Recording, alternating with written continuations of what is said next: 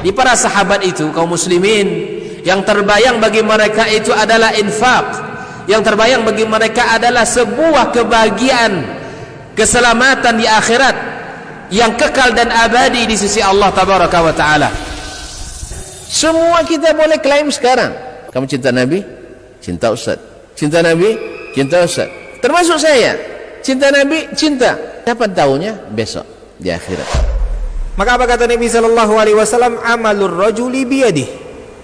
Penghasilan yang terbaik adalah pekerjaan yang dilakukan oleh seseorang dengan tangannya sendiri. Wa kullu bai'in mabrur. Dan setiap jual beli yang mabrur. Ini aktivitas ini membantu saya di akhirat atau akan menyulitkan saya di akhirat? Kalau seandainya perbuatan itu ternyata akan menyulitkan kita di akhirat kelak, tinggalkan perbuatan itu.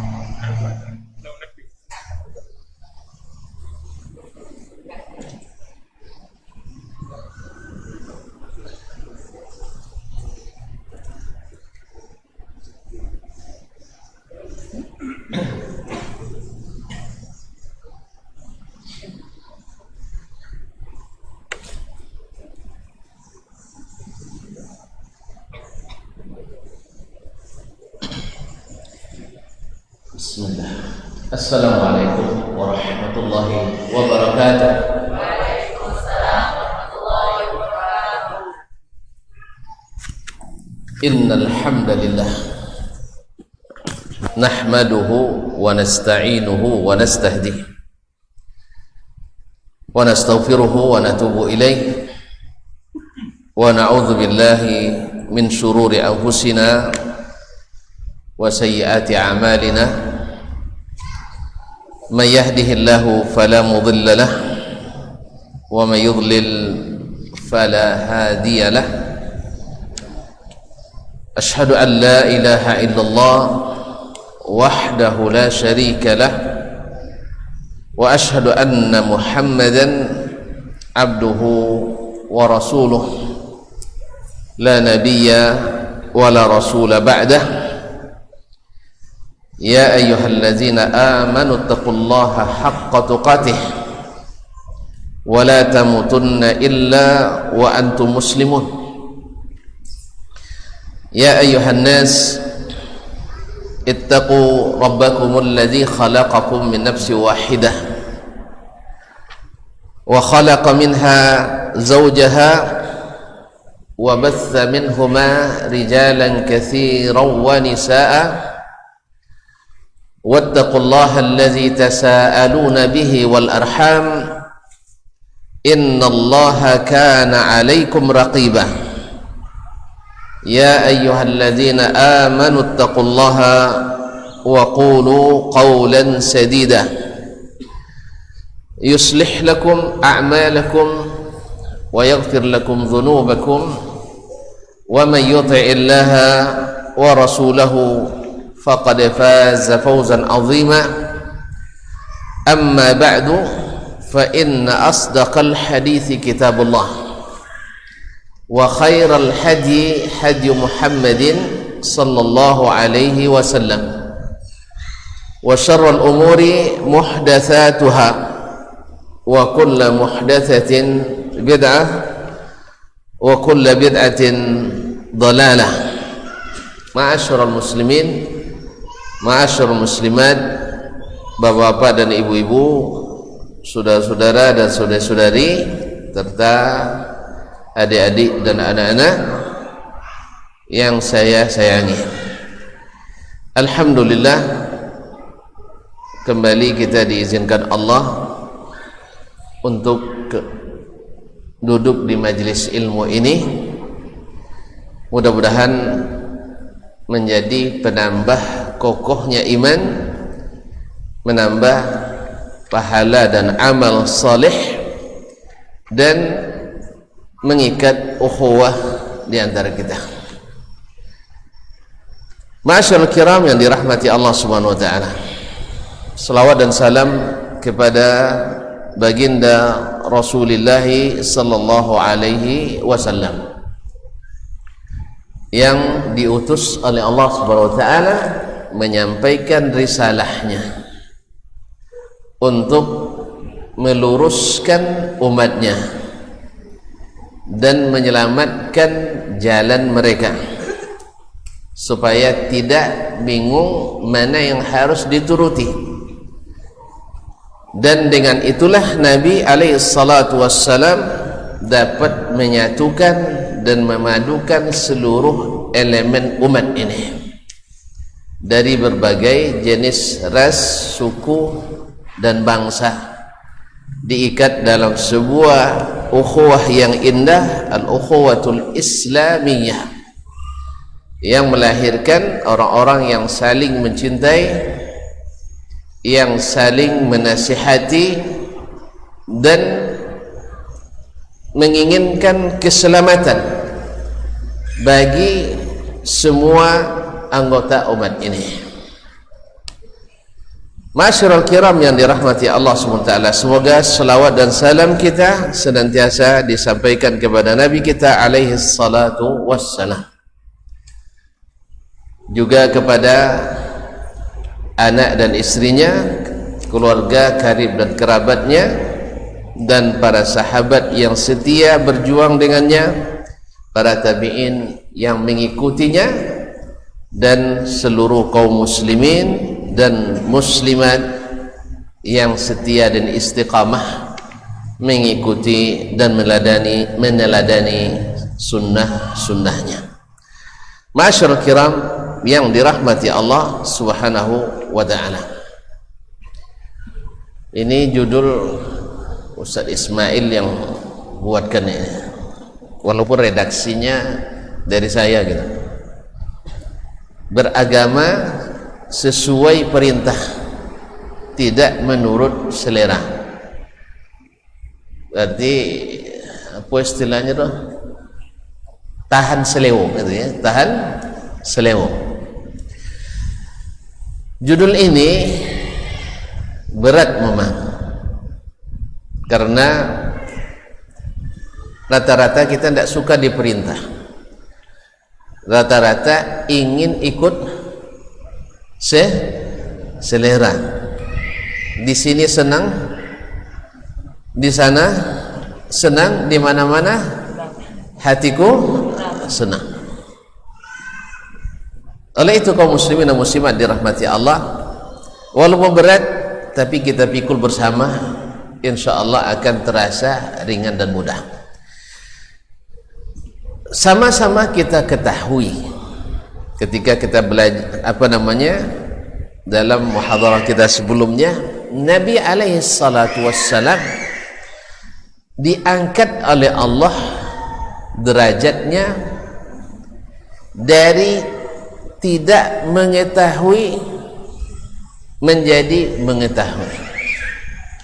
Dari awalnya tidak memiliki kedudukan yang tinggi, mendapatkan kedudukan tertinggi. Nabi alaihissalatu wassalam adalah yang paling tinggi di antara seluruh petinggi di antara umat manusia ini. Ya, raja-raja, khalifah-khalifah, presiden-presiden, gubernur-gubernur, apalagi RT, itu semuanya jauh di bawah Nabi alaihissalatu wassalam. Bahkan di antara para nabi sendiri, Nabi Muhammad adalah paling tertinggi. Ya, Bahkan di antara nabi yang paling utama yang disebut dengan ulul azmi minar rusul, nabi adalah menempati urutan pertama. Tetapi walaupun demikian, Nabi alaihi salatu wassalam dengan apa dia begitu mulia, dengan apa dia begitu ditaati, dengan apa Nabi alaihi salatu wassalam begitu diteladani dan disegani oleh lawan ataupun kawan, dari yang bersetuju daripada dan yang menolak. Nabi alaihi salatu wassalam sangat-sangat ditinggikan dan disegani oleh semua, sampai-sampai orang yang tak beriman sekalipun kalau jujur untuk membuat urutan manusia terbaik, walaupun kita tidak perlu ini, yaitu Nabi adalah orang nomor 1 di antara seluruh tokoh-tokoh besar dunia, seperti Michael H. Hart dalam bukunya 100 tokoh paling berpengaruh di dunia. Maka Nabi kita alaihi salatu wassalam adalah yang pertama, walaupun saya secara pribadi tidak setuju. Nabi bukan tokoh, tetapi Nabi adalah Rasul di atas segalanya, di atas tokoh, di atas khalifah, di atas raja di raja, bahkan di pertuan agung sekalipun. Besok di akhirat yang tinggi adalah Nabi alaihi salatu. Bahkan sekarang ini ya, kalau raja mau tinggi maka mesti ikut Nabi alaihi salatu wassalam. Ma'asyarul kiram dirahmati Allah. Nah, kenapa Nabi ini menjadi tinggi di antara yang tinggi? Karena Nabi alaihi salatu wassalam disebut oleh Allah subhanahu wa ta'ala adalah orang yang taat perintah, yang taat perintah. Bahwa Nabi alaihi salatu wassalam adalah diangkat oleh Allah subhanahu wa ta'ala sebagai utusan dan tidak mengatakan suatu apapun kecuali dengan wahyu. Kalau kita tarik ke belakang, di zaman jahiliyah dulu, orang-orang jahiliyah itu kalau IQ-nya rendah-rendah atau tinggi-tinggi juga? Sama dengan kita, mungkin lebih tinggi daripada kita IQ-nya. Ya, kalau sekira IQ Abu Jahal lebih tinggi dari IQ Abu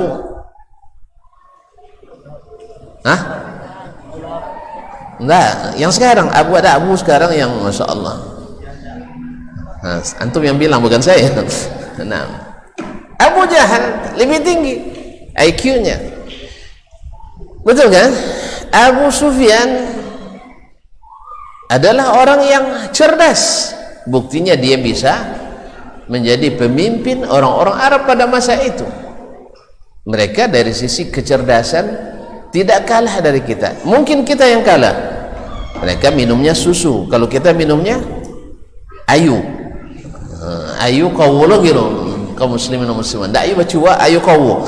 Nah, mereka makannya daging, kalau kita maco. Kaum muslimin maco, polo maco lo sebolanya kan. Nah, kalau le makan talu ndak pernah tantu talu boleh nah. Nya baba didi tawi talu dia bui berbagi enam. Tu nak cadi lo kaum muslimin makannya. Maka mereka makan nasi, makan daging pakai nasi atau roti. Jadi dagingnya satu pinggan, nasinya sesuap. Kalau kita nasi secopa, daging sakoi. Itu pun tak juabi gitu. Allah musta'an. Jadi dari sisi makanan mereka lebih dari kita, ya tak? Mereka kalau makan kambing seekor habis 5 orang. Kalau kita kambing seekor 5 RT, itu umpamanya masih disisakan untuk besok oleh keluarga. Jadi seekor kambing 5 RT, mereka seekor kambing 5 orang. Congok? Ya, kalau ukuran Indonesia congok, tapi ukuran mereka itu biasa. Oleh itu kaum muslimin dan muslimat dimatakan. Dari sisi kecerdasan, mereka cerdas. Tetapi karena tidak berilmu, karena jauhnya dari wahyu, sehingga zaman itu disebut dengan zaman fatrah. Apa zaman fatrah? Ada yang tahu? Ada? Yang tahu tunjuk tangan. Zaman fatrah, zaman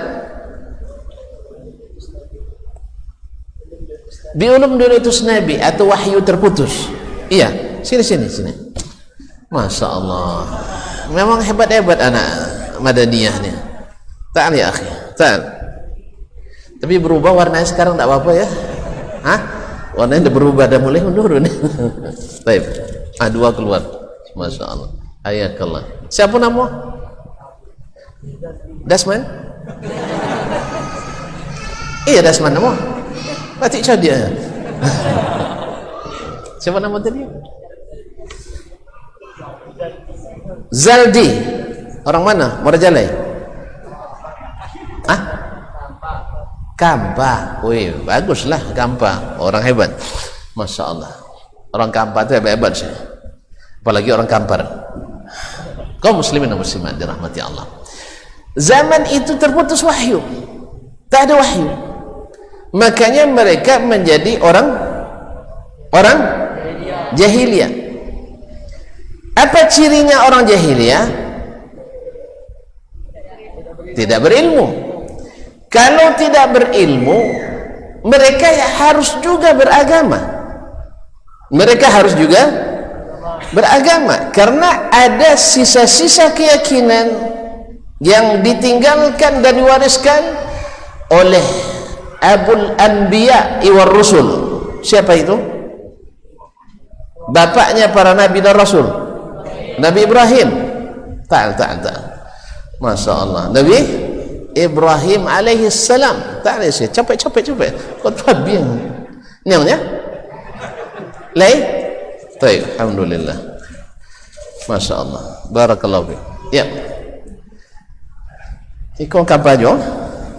Oh, kampajo. Nggak, mana? Pekanbaru, sekampung ya. Masya Allah. Kaum muslimin dan muslimat dirahmati Allah. Mereka cerdas, tapi tidak ada ilmu yang didatangkan melalui wahyu, maka disebut jahiliyah.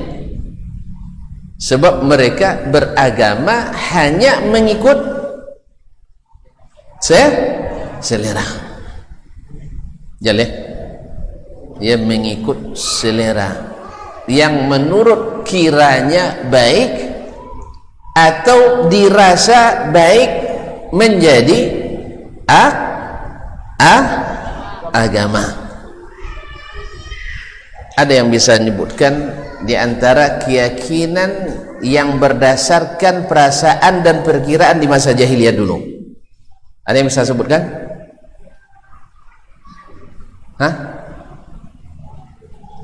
Jawab pertanyaannya. Tidak jawab pertanyaan apa pun jawaban.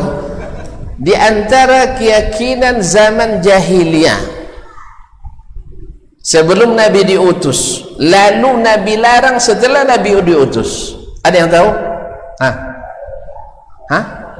Apa? Menyembah berhala. Uang dapet juga ya. Kami.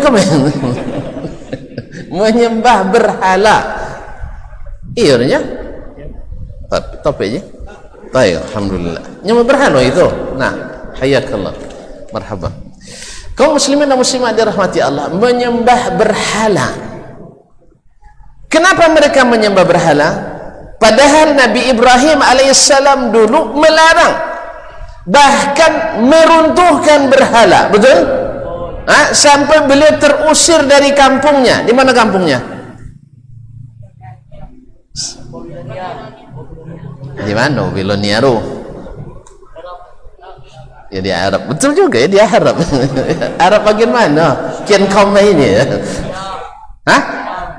Syam. Enggak. Madian jauh loh. Baik. Di Irak Selatan. Di Irak Selatan. Jadi beliau meruntuhkan berhala dan disuruh ke Palestina, kemudian mengantarkan istri dan anak bayinya ke Makkah. Kemudian dari situ lahirlah dakwah yang berpusat di Makkah, yaitu membersihkan rumah Allah, mendirikan Ka'bah, kemudian dibersihkan dari segala hal yang tidak disukai oleh Allah Tabaraka wa Ta'ala. Dengan apa Nabi Ibrahim bersihkan? Dengan ilmu. Sebab Ibrahim alaihissalam dapat ilmu. Wa ahidna ila Ibrahim wa Ismaila an tahira baitiya lit-ta'ifina wal-'akifina war-ruk'is sujud. Ma'asyiral kiram dirahmati Allah Subhanahu wa taala. Dan Nabi Ibrahim berdoa pula kepada Allah supaya dijauhkan dia dan keturunannya dari menyembah berhala-berhala, karena berhala itu innahunna adlalna katsiran minan nas, telah menyesatkan banyak manusia. Tapi subhanallah, setelah 1200 tahun lebih kurang, lama 1200 tahun? Lama? Hah? Awak 1200 hari dah bosan hidup kan? Ini 1200 tahun mereka, maka datanglah berhala-berhala ke Makkah. Mereka dengan wahyukah atau dengan rasa? Perasaan, dengan keinginan dan selera. Ketika Amr atau Amir ibn Lu'ay al-Khuzai dalam ekspedisi dagangnya ke Syam, dah sampai ke Syam dagangnya, berarti orang hebat enggak?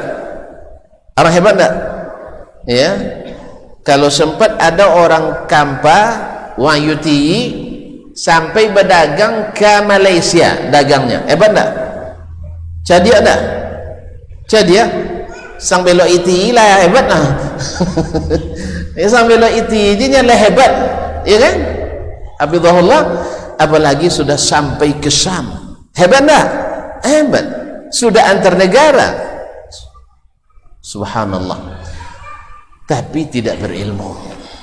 Akhirnya dia ikut keinginan dan selera dan beragama, sehingga masjid yang paling disucikan di dunia, inna awwala baitin wudi'a lin-nasi lallazi bi Bakkah mubarakan wa hudan lin-nas fihi ayatun bayyinatun maqamu Ibrahim wa man dakhalahu kana amina.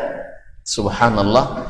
Masjid yang disucikan itu, antahira baitiya, bersihkan rumahku, lit-ta'ifina wal-'akifin ruk'is sujud, penuh dengan berhala. Ada yang tahu di waktu Nabi diutus berapa ekor berhala di Ka'bah? Kamu lagi ya, yang lain lah sudah lewat ya. Nah, nanti marah yang lain, saya bukan tak mau. Nah, jazakallah khairan. Ini hadiah lebih besar, jazakallahu khairan. Ma'asyiral kiram yang dirahmati Allah. Jadi 360 ekor berhala, banyak sikit. Itu semuanya dengan rasa dan keinginan serta selera, karena mereka tidak dengan ilmu. Maka kaum muslimin dan muslimat dirahmati Allah mengikuti peninggalan nenek moyang yang menjadi alasan orang-orang Quraisy waktu itu tidak menerima dakwah Nabi alaihi salatu wassalam. Subhanallah, alarm dah bunyi. Cepat sekali waktu di sini. Dimajukan jam enggak? Set? Masih lama kan? Masih lama. Oh, ini yang salah tadi. Ma'asyiral kiram dirahmati Allah SWT. Sampai di mana tadi sayang? Ka'bah dipenuhi dengan berhala-berhala yang didatangkan atas dasar ilmu atau selera? Atas dasar selera. Maka kaum muslimin dan muslimat dirahmati Allah, ini baru di sisi keyakinan, belum lagi di sisi ibadah dan amalan. Tentu tahu sendiri, mereka dalam sisi ibadah dan amalan, mereka membuat aturan-aturan yang berdasarkan keinginan, bukan berdasarkan ilmu dan pengetahuan. Masih ingat bahwa mereka kalau sholat di Ka'bah itu seperti apa? Ada yang tahu? Sholatnya, bukan itu tawafnya. Nah, sholatnya. Nah, lupa lagi. Bersiul dan tepuk tangan. Bersiul dan tepuk tangan. Wa ma kana salatuhum 'indal baiti illa muka'an wa tasdiyah. Salat mereka di Ka'bah itu tidak lain kecuali bersiul dan tepuk tangan dan bersiul. Alasannya apa? Alasannya apa? Ilmu atau selera? Selera. Karena asyik maksud katanya, lebih menghayati ibadah. Maka tidak salah pula kalau orang sekarang kalau pakai musik instrumental beribadahnya terasa lebih merasuk dalam hati. Tidak ada masalah, itu selera. Tapi kalau ikut dalil, Nabi katakan akan datang suatu masa nanti ada di antara umatku yang menghalalkan musik, ya, zina, sutra dan alat-alat khamar dan alat-alat musik. Asalnya haram dihalalkan. Maka tidak mungkin kita hapus ini dalam sejarah umat Islam, karena Nabi ini sudah memprediksi, dan prediksi Nabi itu mukjizat. Akan ada di antara umat ini yang menghalalkan zina, menghalalkan harir, sutra, menghalalkan khamar, dan menghalalkan alat-alat musik. Dan antum tahu tak yang menghalalkan itu orang-orang awam atau orang-orang yang dianggap berilmu? Orang awam tak akan dianggap, pasti orang-orang yang dinisbatkan kepada ilmu. Maka menghapuskan itu dalam sejarah umat Islam tak mungkin, karena itu mukjizat Nabi SAW. Karena urusan menghalalkan, mengharamkan itu orang-orang yang mengetahui dalil, mengetahui ilmu. Akan ada, cuman jangan masuk kita di dalam barisan yang menghalalkan, yang diharamkan Allah. Alasannya apa? Sesuai selera. Sesuai selera. Ya, alasannya kan asal isinya baik, maka musiknya baik. Yang mengatakan asal isinya baik ini dari Nabi atau dari selain Nabi? Dari selain Nabi alaihissalam. Nabi tidak pernah membedakan antara musik yang isinya halal, yang isinya baik, dengan musik yang isinya tidak baik. Sebab yang diharamkan oleh Nabi alaihissalam itu adalah alatnya, bukan lagunya. Lagunya hukum lain lagi, alatnya. Jelas? Makanya kembali kepada ahli musik dalam mendefinisikan musik. Siapa ahli musik? Ada yang tahu? Pakar musik. Ayahnya musik dunia siapa? Siapa? Michael Jackson. Dah, itu cicitnya itu. Cicitnya itu. Siapa? Tony? Enggak juga. Untung antum enggak tahu. Untung enggak tahu. Beethoven. Beethoven. Dia tapi enggak usah dibahas ini loh ya, panjang nanti aja dia. Maksud saya tadi saya katakan bahwasanya ada ibadah-ibadah yang berdasarkan keinginan dan selera. Demikian juga aturan-aturan yang mereka buat tanpa ilmu, hanya berdasarkan perkiraan dan perasaan, tanpa ilmu yang diajarkan oleh Rasulullah sallallahu alaihi wasallam. Karena waktu yang sangat mengejar kita, saya potong-potong saja ya. Nah, di tengah-tengah itulah datang Nabi alaihi salatu wassalam. Dan Nabi alaihi salatu wassalam seperti yang dijabarkan oleh Imam kita Asy-Syafi'i rahimahullah dalam kitabnya Ar-Risalah, di saat beliau membahas kenapa kita mesti mentaati Rasulullah sallallahu alaihi wasallam dalam berkeyakinan, dalam beribadah dan beramal, dalam bermuamalah sesama kita, dan dalam beretika dan berakhlak. Sebab kata Imam Asy-Syafi'i rahimahullah, Nabi sendiri diwajibkan Allah mengikut kepadanya. Jadi Nabi sendiri wajib beragama ikut. Seulang lagi. Judul kita apa tadi? Beragamalah sesuai perintah. Berarti Nabi beragama ikut perintah, tidak ikut selera. Siapa yang bilang? Siapa yang mau ngotong? Ulang dia. Nabi SAW tidaklah beragama mengikuti seleranya, tetapi mengikut perintah. Siapa yang bilang itu?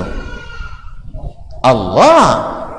Anta berdiri, bagus ini, masya Allah. Yang lain tidak ada yang jawab, itu bisa jawab ya. Siapa nama? Egi Sujana, bukan? Silakan. Masa dari mana? Padang. Masya Allah, orang awak ya. Di mana di Padang?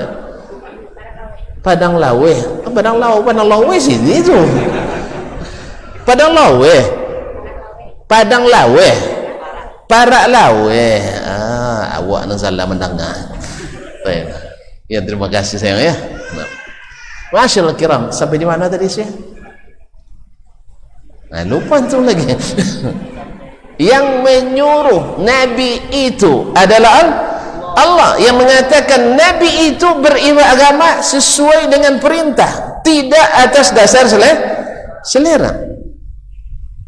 Ma'asyarul kiram dirahmati Allah, dalam surah An-Najm ayat 3 sampai 4 Allah berfirman, wa ma yantiqu 'anil hawa in huwa illa wahyun yuha. Tidaklah Nabi itu berbicara, mengucapkan dalam syariat ini, dalam agama ini berdasarkan keinginan. Sebab Nabi dihadapkan pada hal-hal yang berkaitan dengan pribadinya, tetapi Allah tak membolehkan Nabi mengikuti yang diinginkannya. Bahkan Nabi ada beberapa kali ditegur oleh Allah Taala. Kisah Abdullah bin Ummi Maktum, Nabi berpaling daripadanya sebab menurut rasanya, menurut pendapatnya, melayani petinggi Quraisy lebih diutamakan daripada melayani si buta ini. Mohon maaf di bahasa saya, semoga tidak dianggap merendahkan, nauzubillah. Maksud saya Nabi kan tidak mungkin mengatakan begitu. Maksudnya ini kan orang biasa, tak punya jabatan. Kalau dia beriman tak ada yang ikut, sudahlah orang biasa dan tidak melihat pula. Nah, dan kedua, bahwa orang Quraisy itu sedang berbicara dengan Nabi, tentu yang antrian dulu didahulukan daripada yang datang kemudian. Tetapi melihat datangnya Abdullah bin Ummi Maktum, dia melihat tak? Dia kira-kira tahu tak dia bahwa Nabi bermuka masam? Coba picing mata, saya bermuka masam, tahu tak tu? Picing mata. Tak tahu dia Nabi bermuka masam kepadanya. Tetapi tetap Allah ajar Nabi bagaimana menghargai orang-orang ini. Nabi kaum muslimin muslimat, abasa wa tawalla an ja'al a'ma wa ma yudrika la'allahu yazakka aw yadhakkaru fatanfa'u adzikra. Subhanallah, Nabi sendiri karena ikut perasaannya tadi, karena orang Quraisy, petinggi Quraisy lebih dulu datang dan sedang berbicara dengan Nabi. Yang kedua, dia dia ini kalau masuk Islam banyak akan ikut. Kalau ini sudah Islam, Abdullah bin Umi Maktum sudah Islam, maka dia abaikan dulu, dituani ke dulu. Karena memang orang-orang Quraisy waktu itu selalu mengkritik Nabi SAW dengan mengatakan yang ikut Nabi itu orang-orang bongah, orang-orang yang tak menggunakan logika, orang-orang yang miskin analisa dan sebagainya. Kira-kira bahasa ini masih digunakan dah hari ini? Hah? Masih digunakan? Yang ikut, yang setia, istiqamah di atas sunnah Nabi itu adalah orang-orang yang kurang cerdas, orang-orang yang tidak berpikiran, orang-orang yang tidak menggunakan akal, orang yang tidak mengadukan analisa, tidak teliti, dan sebagainya. Mereka lupa di antara yang istiqamah itu ada dulu pemuncak waktu kuliahnya, sah? Di antara mereka ada yang seluruh ketika sekolah juara umum, iya, iya dah. Di antara mereka yang ikut itu adalah orang yang mungkin dulu adalah orang selalu berprestasi. Ada di situ orang-orang yang berhasil di bisnis, ada di situ orang berhasil dalam politik, ada yang berhasil di dalam masyarakat, tapi dituduh sebagai orang-orang tidak berakal. Termasuklah Abu Bakar, dianggap mereka orang yang tidak berakal, padahal Abu Bakar adalah orang terhebat setelah Rasulullah sallallahu alaihi wasallam. Jadi kalau ada sekarang orang menghina bahwasanya kalau ikut sunnah Nabi sallallahu alaihi wasallam dianggap orang-orang yang miskin analisa, yang hanya taklid buta, yang tidak pandai membahas dan mendalami serta meneliti, itu dulu juga sudah dikatakan kepada pengikut-pengikut Nabi alaihi salatu wassalam. Mereka mengatakan Muhammad itu diikuti oleh orang-orang yang budak-budak, orang-orang yang akalnya lemah, termasuk yang buta ini. Tiba-tiba datang pula Abdullah bin Umi Maktum yang buta. Nah tuh kan memperkuat itu. Sama ketika ada di antara kaum muslimin mengatakan dakwah yang kepada sunnah itu cenderung kasar, tahu kasarnya? Cenderung keras dan sebagainya. Tiba-tiba ada pula sebagian kita yang memang kau yang tak nantu, itu menjadi alat untuk mendiskreditkan dakwah ini. Ini kan ada sebagian kita ya ngaji 3 hari lah ustaz godang dikritik, itu masalahnya. 3 hari ngaji sudah mengkritik ustaz, dan ustaz itu tidak tanggung-tanggung ustaz yang dikenal dengan istiqamahnya, istiqamah ustaznya. Kalau nak tonton tak percaya dan dak lu kan pada mau cerita anak Cina alun topik dia baca alif bata lah, bahasa Arab bo tabata-bata bo la pandainya wi Syekh Al-Huzaifi, ndak Huzaifi ya, Syekh Al-Huzaifi Imamul A'immah, imamnya para imam Masjid Nabawi, ternyata tidak bermanhaj salafnya. Subhanallah.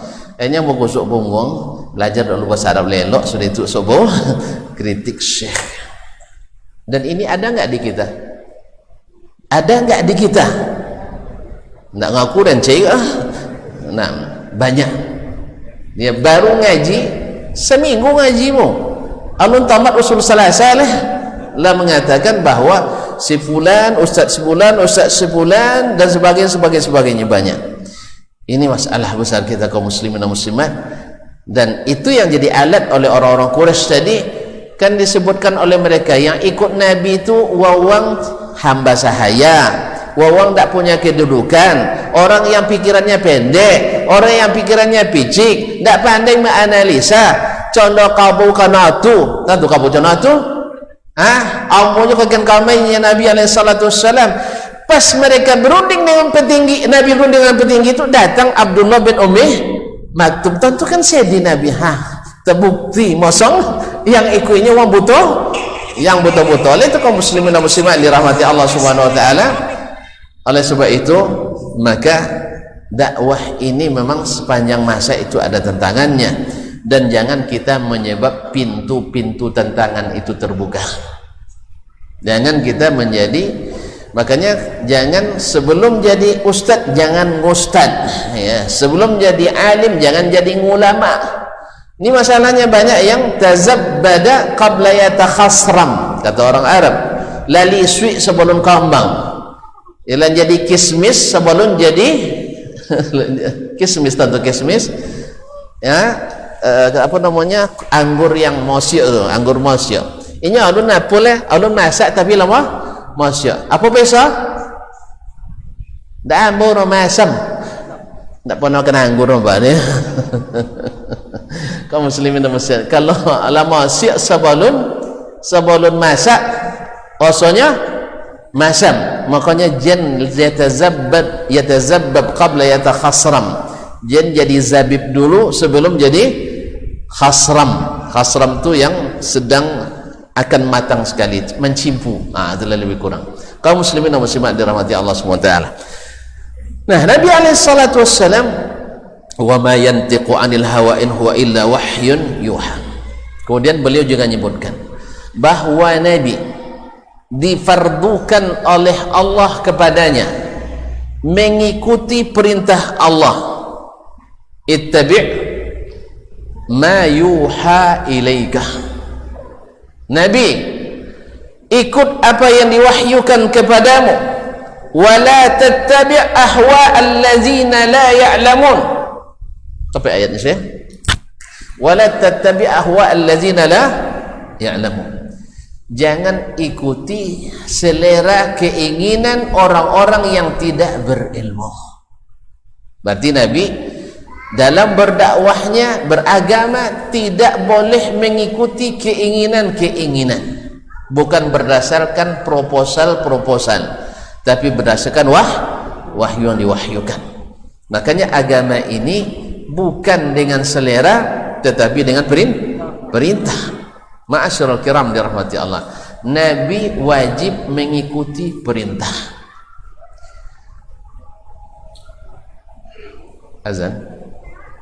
Azan tuh berhenti oleh, berhenti sementara mendengarkan azan dulu. Catat ya, Nabi wajib mengikuti perintah Allah dalam beragama. Berarti kalau Nabi saja wajib mengikut perintah, dan kita yang ikut Nabi mesti lebih wajib mengikuti perintah Allah dalam beragama. Baik, silakan.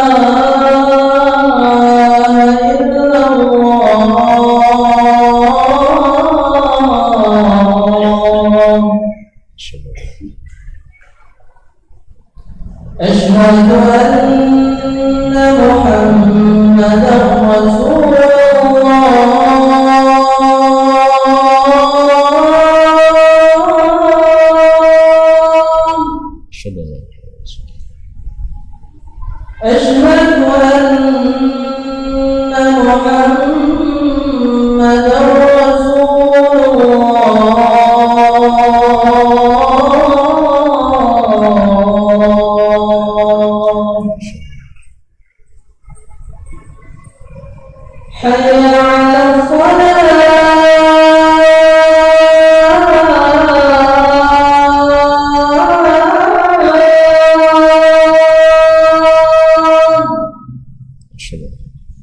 حي على الصلاة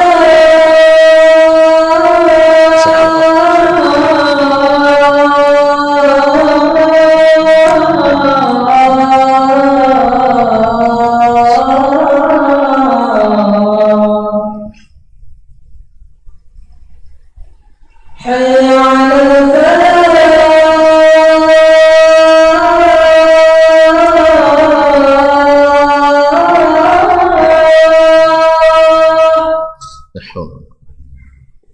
حي على الفلاح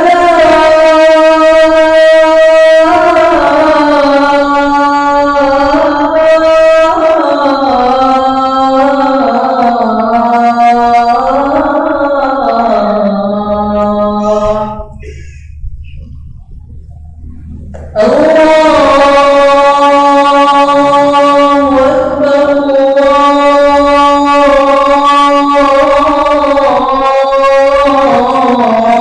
الله أكبر لا إله إلا الله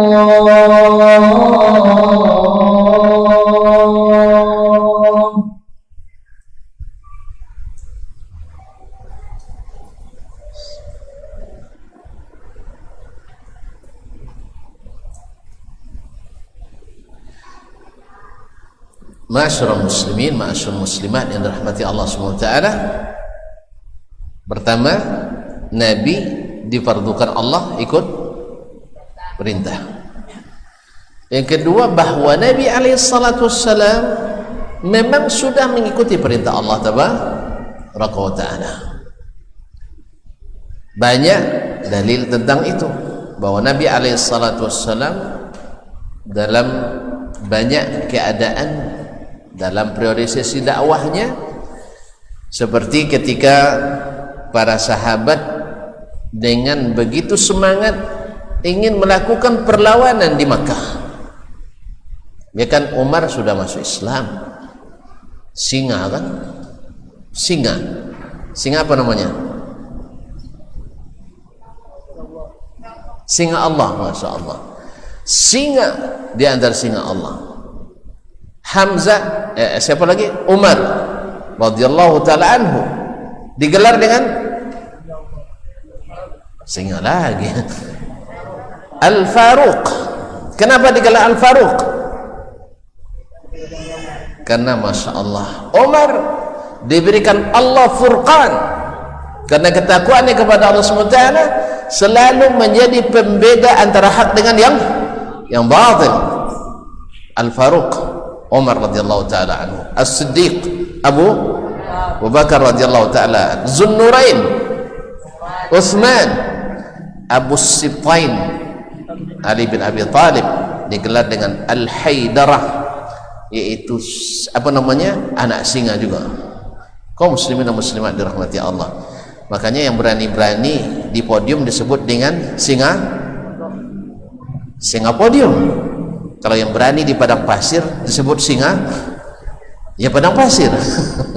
Kaum muslimin dan muslimat dirahmati Allah, yang berani menegakkan kebenaran disebut dengan singa benar.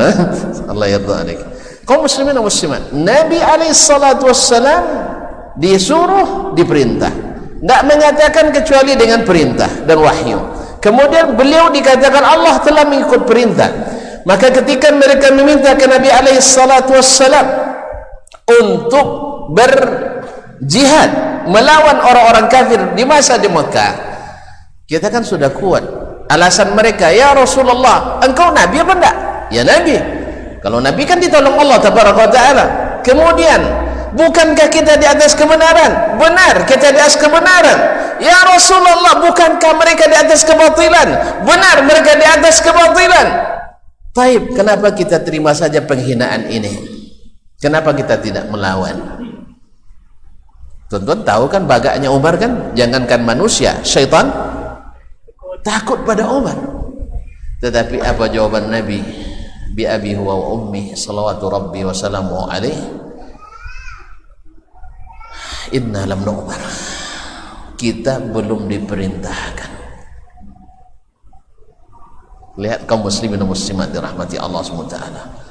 Bahkan jangankan Nabi sendiri, ontanya sendiri diperintah Allah tabaraka ta'ala ketika hijrah. Masih ingat? Seluruh Ansar ingin Nabi untuk menginap di rumah mereka sebelum Nabi bikin rumah. Sah? Semua mengajak, kata Nabi SAW, da'uha fa innaha ma'murah, tinggalkan dia karena dia diperintahkan. Sampai ontanya pun dapat perintah. Akhirnya dia, dan Nabi memang berharap ontanya berhenti di depan kerabat atau di rumah kerabat ibundanya. Ibunda Nabi asalnya dari mana? Ibunda Nabi kita alaihi salatu di mana? Orang Madinah. Dari Bani An-Najjar. Dari Bani An-Najjar, dari kaum Ansar. Dan alhamdulillah berhenti di depan rumah Abu Ayyub Al-Ansari yang juga dari Bani An-Najjar, dari keluarga ibunda Rasulullah sallallahu alaihi wasallam. Diperintah ketika Nabi alaihi salatu wassalam setelah perang Ahzab, Nabi pergi umrah dengan 1.600 orang tanpa senjata. Tiba-tiba dihadang oleh orang kafir Quraisy. Di mana? Di Hudaybiyah. Dipaksalah Nabi dalam tanda petik untuk kembali ke Madinah. Padahal Hudaybiyah dari Madinah lebih kurang jarak Pekanbaru ke Salo. Dah dekat apa jauh? Dekat saya. Karena jauh Makkah Madinah 441 km. Berarti sudah menempuh jarak hampir 400 kilo. Tinggal lagi sekitar 60 km. Dah dekat atau masih jauh? Mana jauh kamu pada Madinah?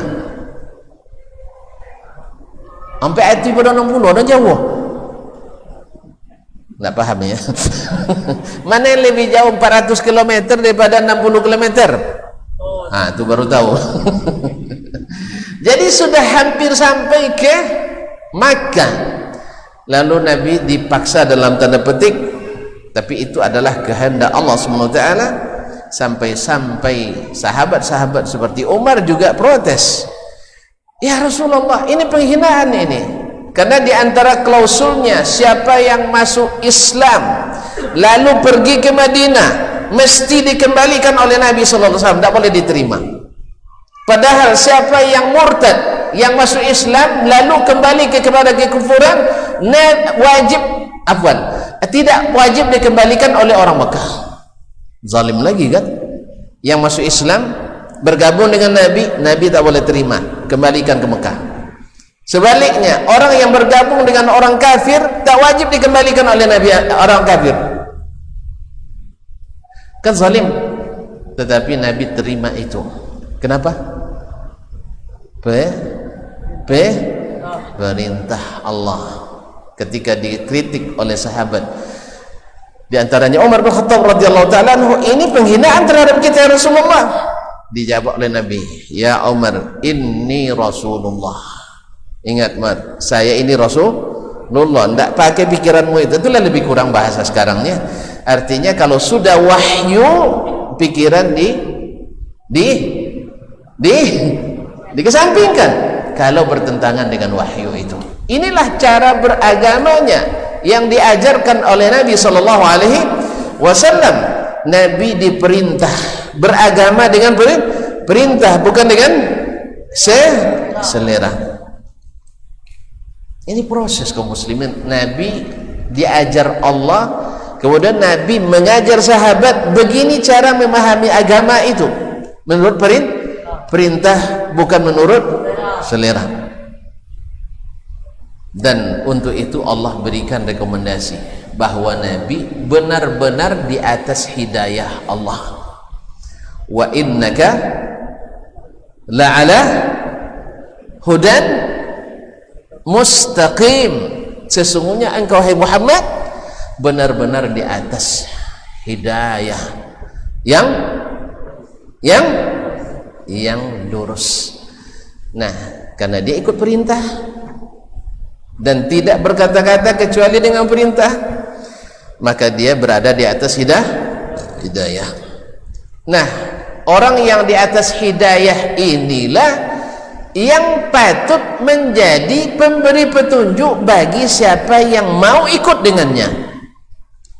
Maka Nabi disebut pula oleh Allah SWT menjadi orang yang memberi hidayah. Wa innaka latahdi ila siratin mustaqim, siratillah. Engkau, karena engkau mengikut hidayah Allah, berada di atas petunjuk Allah, karena taat perintah Allah dan tak mau ikut ikut selera, maka engkau berhak menjadi pemberi hidayah kepada jalan yang lurus. Nah, ini semuanya kaum muslimin dan muslimat dirahmati Allah menunjukkan kepada kita bersama, kalau nak beragama yang benar mesti ikut perintah, bukan ikut selera. Ma'asyiral kiram dirahmati Allah SWT.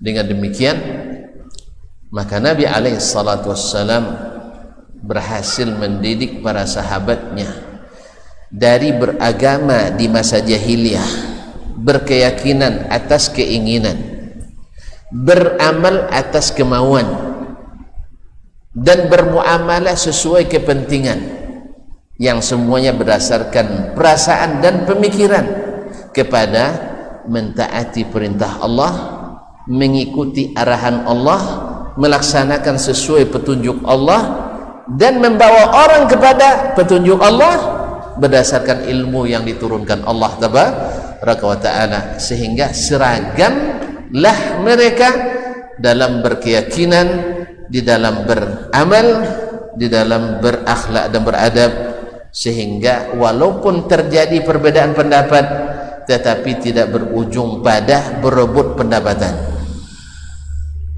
Ya, ma'asyiral kiram dirahmati Allah.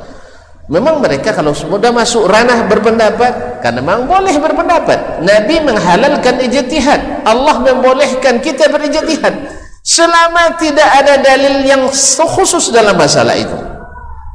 Dan ingat, ijtihad juga tergantung pada pintu-pintu yang boleh ijtihad. Kalau untuk menyebut tentang sifat Allah, tak boleh berijtihad di dalamnya. Kalau nak menyebut tentang surga neraka, tak boleh berjihad di dalamnya. Saya, karena anak saya ini, saya sayang kepadanya, ini pasti masuk surga. Ini karena tongkol saya masuk, itu tidak bisa ijtihad di situ. Kalau tidak, nanti akan kita masukkan yang dokek-dokek dengan kita, yang sayang-sayang sama kita masuk surga semuanya, yang benci sama kita masuk neraka. Itu bukan urusan kita, tidak ada ijtihad kita di dalamnya. Maka tidak boleh memutuskan seseorang masuk surga, masuk neraka kecuali dengan dalil. Sebagaimana kita tak boleh menghukum seorang kafir, seorang fasik, bahkan seorang ahli bid'ah kecuali dengan ilmu dan dalil. Ini kadang-kadang kita berselera pula kaum muslimin. Memang bagus ya dari akidah, ibadah mungkin selalu ikut dalil, tapi pas menghukum orang ikut perasaan juga. Asal tidak semusaji jawab berarti ahli bid'ah. Tapi kalau leki awak salat ahli sunnah, ini juga tidak berdasarkan perintah, ini berdasarkan selera. Dan memang di seluruh bagian umat Islam akan ada orang-orang yang tetap, yang namanya manusia pasti ada salah. Maka saya katakan berulang-ulang, yang berada di manhaj yang benar, yang berada di jalur yang benar, yang selalu bersemangat menegakkan sunnah Nabi SAW, pasti akan ada tersilap dan tersalah. Maka tidak boleh mencari-cari kesalahan, apalagi kita bukan ahlinya. Orang yang dikenal dengan tertibnya aturan, lalu terjadi kecelakaan yang melibatkan dirinya, jangan segera mencari pasti dia yang salah, Tetapi mungkin ada sesuatu yang tidak atau di luar kemampuannya harus melakukan kesalahan itu. Misalnya dia berada di jalur yang benar, tapi pas nak nginjak rem tak injak gas, tentunya airnya tertumpuk uang di depan. Dari sisi jalan dah benar, kecepatan sudah benar, tapi salah tokan. Dan ada pula dia sebenarnya harus istirahat, tetapi dipaksakan juga sambil ngantuk nyetir, ya, akhirnya tak kelong kaki yang harus tak boleh belok, akhirnya ditabrak orang dari belakang. Jadi banyak orang yang berada di jalur yang benar pasti akan ada kesalahan. Itulah hikmahnya kenapa Imam Asy-Syafi'i rahimahullahu taala mengatakan, wala a'lamu ahadan min ahli ilmi bis sunnah, saya tak mengenal satu orang pun ulama yang ahli di sunnah, yuhitu bi jami'is sunan, menguasai seluruh sunnah. Ini berkata Imam Syafi'i, catat ya, catat dengan tinta tebal, tinta emas, hafalkan itu supaya kita paham. Saya tidak mengenal seorang pun yang berilmu tentang sunnah, yuhitu bi jami'is sunan, menguasai seluruh sunnah. Satu orang ya, satu orang ini bukan bicara tentang kolektif umat, tidak, satu orang yang menguasai seluruh sunnah. Padahal Imam Asy-Syafi'i bertemu dengan orang sekelas Imam Malik. Imam Malik, Imamus Sunnah, bertemu dengan Imam Ahmad bin Hanbal, Imamus Sunnah, bertemu dengan Abdurrahman ibn Mahdi, bertemu dengan Waqi' ibn Jarrah Ar-Ru'asi, bertemu dengan Faqihul Hijaz wa Muhaddithuha Sufyan bin Uyainah, dan bertemu dengan Muslim ibn Khalid Az-Zinji, Faqihu Makkah. Tetapi beliau mengatakan, la a'lamu ahadan min ahli ilmi bis sunan yuhitu bi jami'is sunan, walakin minhum man yuhitu bi ammatis sunan. Tapi di antara mereka ada yang menguasai secara umum sunnah, wa yuhitu ba'duhum aqalla mimma yuhitu ghairuh, dan ada pula yang menguasai lebih sedikit dari itu, wa minhum man yuhitu bi aqallis sunan, dan ada pula di antara mereka yang hanya menguasai sebagian kecil sunnah. Kalau tuan-tuan nak debat Imam Syafi'i, saya tanya sekarang, ayo tunjuk tangan yang hafal seluruh sunnah Nabi, ayo. Tak percaya ustaznya, ustaz membuat cerita kaji terbaunya nah. Oleh sebab itu, ikhwani akhwani fillah, inilah yang membuat kita harus ekstra hati-hati bila melihat seseorang ilmu, seorang ulama sekalipun, apalagi dai yang melanggar satu sunnah, mungkin menurut kita ini dosa besar. Ketahuilah, apakah antum sudah klarifikasi kepadanya, dia sudah tahu atau belum? Atau kalau sudah tahu, sudah paham atau belum? Atau kalau sudah paham, ingat atau lupa? Atau kalau ingat, apakah dia mengatakan itu hukumnya wajib atau sunat dan sebagainya? Maka harus berhati-hati dalam masalah ini. Maka kaum muslimin dan muslimat dalam masalah, karena tidak semua yang tidak kita ketahui berarti tidak ilmu, tidak. Maka jangankan kita, di kalangan sahabat sendiri terjadi. Umar tidak mengetahui sebagian sunnah Nabi, Ali bin Abi Thalib luput daripadanya sebagian sunnah Nabi.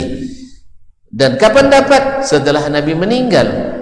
Ketika dia di khalifah nak menetapkan hukum, datang sahabat lain memberitahukan, ini saya dengar dari Nabi sallallahu alaihi wasallam.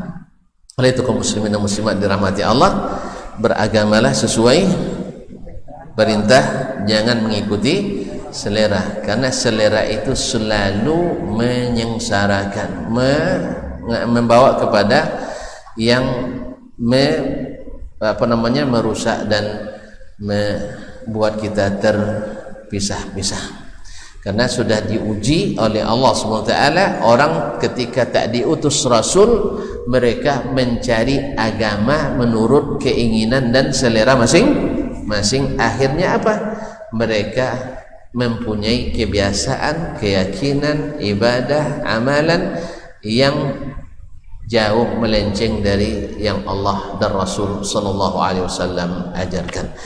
Intinya seperti kata sebagian ulama, na'budullaha kama yurid la kama nurid. Kita beribadah kepada Allah seperti yang diinginkan Allah, bukan seperti yang kita inginkan. Nah, kalau Allah ingin kita berdoa kepadanya langsung, untuk apa kita cari perantara? Ya, jelas kan? Kalau Allah ingin kita langsung, antum kalau ingin dapat bos langsung je presiden, berpilih aja lewat ajudan lah. Misalnya telpon dek Pak Jokowi, Sadasman datang jam sekian ke Jakarta ni nya, jangan lepas dan lewat ajudan je lah, gitu ya? Kalau bisa langsung, kenapa lewat ajudan? Jelas? Dan Allah katakan, ud'uni astajib lakum, doalah kalian kepadaku, aku akan kabulkan.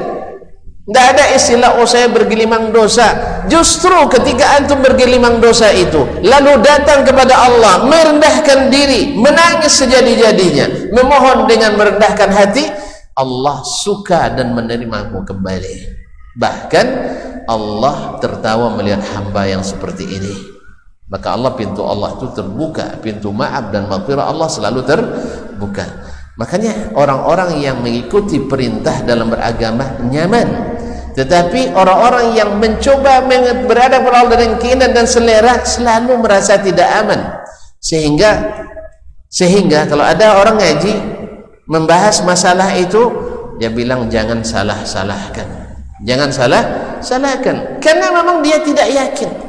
Tapi kalau orang yang mengikuti Nabi SAW, orang yang mengikuti Al-Quran dan hadis sesuai perintah, tidak mengada-ngada, dia aman. Yang nak salahkan silahkan, saya siap untuk memberikan hak jawaban.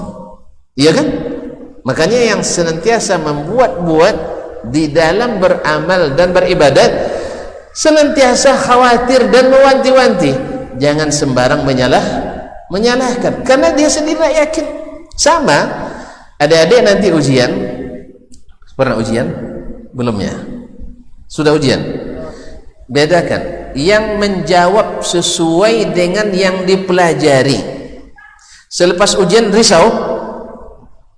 Saya ulang lagi, yang menjawab dengan sesuai dengan yang diajarkan guru. Setelah ujian ada risau, takut disalahkan? Enggak ada perasaan takut, nyaman saja, ya tak? Tapi coba melenceng sedikit saja, enggak hafal kan? Habis ujian cari buku, sampai robek pula buku karena cepat nengok, khawatir disalahkan, ya kan? Sehingga berusaha mencari jawaban-jawaban. Nanti kalau disalahkan oleh ustaz, saya akan cari dalih untuk membenarkan apa yang saya salah itu. Itulah sebabnya kenapa ahlus sunnati wal jamaah selalu nyaman dalam berkeyakinan, nyaman dalam melakukan amalan dan peribadatan, nyaman dalam bersikap, bermuamalah dan berakhlakul karimah, karena mereka mencontoh manusia yang utama dan pertama yang amalannya pasti diterima, yaitu baginda Rasulullah sallallahu alaihi wasallam. Salat tak keluar dari sunnah Nabi sallallahu alaihi wasallam. Puasa ikut cara Nabi sallallahu alaihi wasallam. Pergi haji ikut Nabi alaihi salatu wasallam. Walaupun menurut sebagian kita bongak, tak ada masalah, sebab kita merasa aman. Sebab ditanya, kenapa antum tak mau sembelih dam musim haji kecuali setelah hari nahar? Gampang kita jawab, Nabi SAW berkorban 100 ekor onta, tak satu pun yang disembelihnya kecuali setelah hari nahar. Jelas kan jawabannya? Tapi kalau tidak, Ada pendapat ulama, ada yang mengatakan sah, ada yang mengatakan tidak sah. Kita ikut yang mengatakan sah ajalah. Soal pasalnya apa? Lebih murah dan meriah. Atau datang nanti yang membahas ulama yang mengatakan Nabi tak pernah buat. Kamu jangan sembarang nyalain orang. Memang ulama itu tidak paham.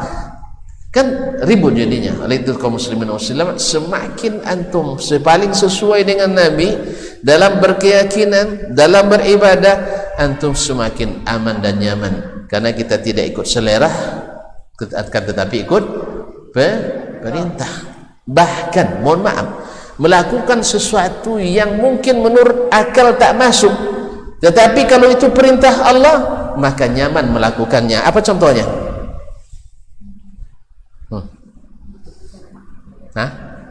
Salat, masuk akal lah.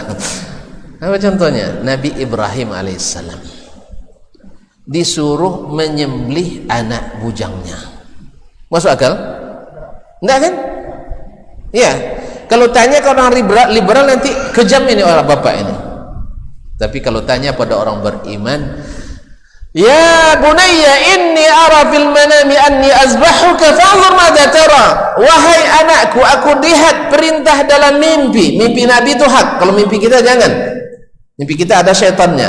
Ya, kalau ada mimpi suruhnya mandi anak, jemput dah. Itu dari syaitan itu. Ini Nabi bermimpi, ya anak, dengarkan, saya dapat perintah untuk menyembelihmu. Apa jawaban orang yang beriman? Ya abati, if'al ma tu'mar. Ayah, lakukan yang diperintahkan itu. Kalau perintah Allah, lakukan. Tidak usah takut disalahkan. Tidak usah takut disalahkan. Satajiduni insyaallahu minas sabirin. Nanti saya akan sabar. Jelas? Tapi kalau tidak perintah Allah jangan dibuat lah. Ini perintah Allah tabaraka wa ta'ala. Perintah Allah. Ketika Nabi Musa disuruh untuk belajar oleh Allah kepada Nabi Khadir atau Nabi Khaidir atau Nabi Khidr alaihi wassalam, nah naik kapal. Apa yang dilakukan oleh Nabi Musa? Nabi Khidir? Dilubanginya kapal itu. Tidak logis kan? Tidak logis. Ini merusak barang orang. Dosa tidak merusak barang orang? Rusak tidak? Dosa. Kemudian membahayakan, bisa tenggelam itu kapal. Tapi ini perintah siapa? Perintah Allah. Makanya qisas, yaitu memenggal orang yang membunuh dengan sengaja, itu perintah Allah. Maka tidak kejam. Karena Allah la yus'alu amma yaf'al wa hum yus'alun. Perintah Allah tabaraka wa ta'ala. Ma'asyul kiram dirahmati Allah, ketika dia berjalan berdua, dapat lagi anak kocik, dibunuhnya anak itu. Tentu jangan buat pula macam tu dah. Nanti dan bosnya Nabi Khadir, jangan. Itu bukan Nabi. Ya, dibunuhnya. Ini kezaliman luar biasa. Ini kemungkaran, tapi ini perintah Allah, maka bukan mungkar. Dan ketika dia berjalan lagi minta bertamu, tak dilayani. Akhirnya mereka berjalan lagi, ketemu sebuah gedung atau sebuah tembok yang sudah runtuh, lalu diperbaiki oleh Nabi Khadir. Nabi Musa logikanya harus minta upah. Kita kira kita tadi gratis, tidak dapat. Ini orang-orang tak pandai menghormati tamu, ini harus minta upah. Tetapi perintah tak boleh minta upah, tak logis juga.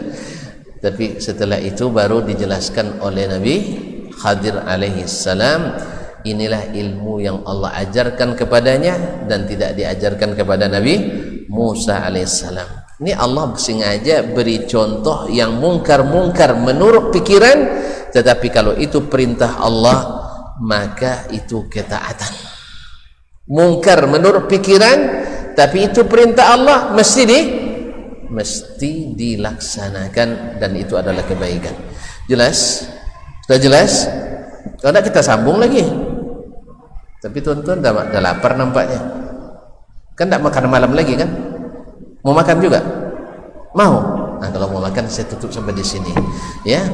Jadi kesimpulannya, bahwa Nabi alaihi salatu wassalam yang menjadi ikutan yang begitu tinggi derajatnya tidak beragama kecuali dengan perintah Allah. Dan Nabi wajib taat kepada perintah Allah, dan Nabi disebutkan Allah telah ikut perintah Allah, Nabi telah ikut hidayah, dan Nabi menjadi pemberi hidayah kepada siapa yang mengikutinya. Oleh sebab itu beragamalah sesuai perintah, jangan mengikuti selera, karena selera ujungnya jahiliyah. Mengikuti selera ujungnya jahiliyah, sehingga keyakinan berdasarkan selera berujung jahiliyah, seperti acara sema menyemah, itu kan selera itu. Apalagi kan ada juga sedikit kepentingan di dalamnya. Yang politik nak berkampanye di situ, nak datuk-datuk nak mengokohkan kedudukannya sebagai nenek mama di situ. Yang ustaz nak dapat pula kesempatan untuk dipercaya oleh masyarakat setempat dan seterusnya. Lalu kita jelaskan ini di mana perintahnya. Justru di dalamnya terdapat kesyirikan, sebab menyembelih karena selain Allah Tabaraka wa Ta'ala. Demikian juga dengan keyakinan lain. Anak nomor 1 tak boleh nikah dengan anak nomor 3. Dalam keyakinan orang Jawa namanya celaka 13. Maka ada hotel-hotel rata-rata di Indonesia tidak ada lantai 13. Nanti tengok masuk hotel saya, sengaja yang hotel saya tidak ada lantai 13 karena dianggap itu sial. Dianggap itu sial. Kalau sudah ada angka 13 berarti mungkin dah paham tauhid orang itu. Kalau masih yakin dengan ini maka dianggap celaka 13. Atau keyakinan rumah yang tusuk sate, tahu tusuk sate? Enggak ya ben ya? Nah, ini mudah untuk mati dalam kecelakaan seperti ditusuk. Apa makna tusuk sate? Yang rumahnya di simpang 3 dan pas simpang yang satunya menuju ke rumahnya. Nah, ini dalam Feng Shui Cina ini rumah sial. Kalau tonton nak jual rumah yang seperti ini tidak akan laku-laku kecuali orang yang sudah tahu tauhid yang benar. Tapi kalau yang tahu keyakinan jahiliyah dia tak mau beli itu. Dijual murah pun tak mau dia. Tak mau. Harga 1 miliar misalnya jual 800 juta tak mau. 700 enggak, 600 enggak. Sebab nanti kami mati kecelakaan dan sebagainya. Allah musta'an. Akhirnya mengikut selera itu menyulitkan. Berapa banyak agama ini didasarkan pada selera oleh umatnya sehingga mempersulit mereka dalam beragama. Mudah-mudahan Allah SWT mudahkan kita, dan dengan demikian insyaallah turunlah barakah dari Allah Tabaraka wa Ta'ala. Sampai di sini ada pertanyaan enggak ada kan? Enggak ada, alhamdulillah. Kalau dapat tanya sama Ismail nanti ya. Sebab tanya sama beliau. Sampai jumpa kembali di lain waktu dan hari. Baterai pun sudah habis. Wallahu taala alam. Wassallallahu ala nabiyyina Muhammadin wasallam. Wa subhanakallahumma bihamdik asyhadu an la ilaha illa anta astaghfiruka wa atubu ilaik. Mohon maaf dan terima kasih. Wassalamualaikum warahmatullahi wabarakatuh.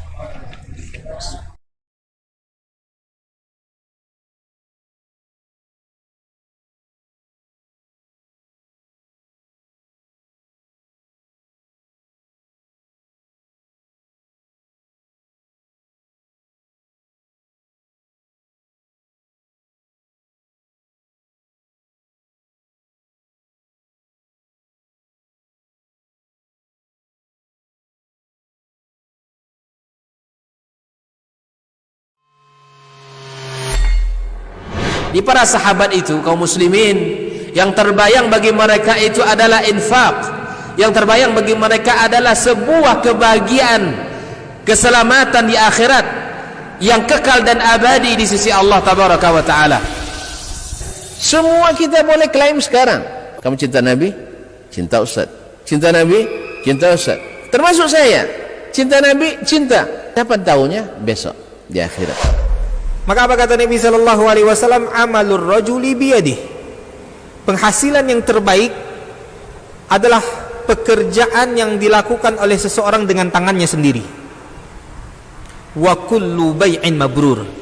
Dan setiap jual beli yang mabrur. ini aktivitas ini membantu saya di akhirat atau akan menyulitkan saya di akhirat. Kalau seandainya perbuatan itu ternyata akan menyulitkan kita di akhirat kelak, tinggalkan perbuatan itu.